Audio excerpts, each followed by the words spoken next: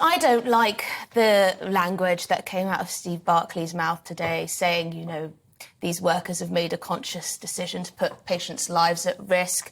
I mean, it might be true, but it certainly ups the ante and makes perhaps...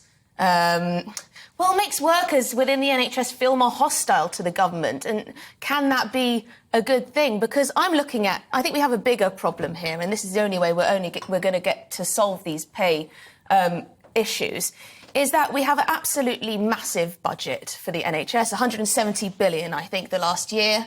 That's a huge amount of money. It goes up every year, regardless of what people may say to the contrary. Why on earth is not more of this money going to where people want it? Frontline staff, nurses, doctors and hospital beds. Yeah, I mean, this is part of the irony of this issue with under-recruitment of nurses, for example. In the NHS spends, I think it's close to 10 billion a year on agency staff, because if you bring in agency workers, you have to pay them more than you do for NHS employed staff. And that must wind up nurses a lot, who see an agency worker come in on 3 times what they're earning or whatever. Yeah, and I think it would cost the NHS 1.7 billion, to give nurses the inflation-busting pay increase they're asking for. So you don't have to go up to 19% pay rise, but you'd actually save money if you just paid them what they were asking for, or something close to that, because you wouldn't have to then employ all these agency staff. So I do see that there is a kind of logical argument behind it, and I think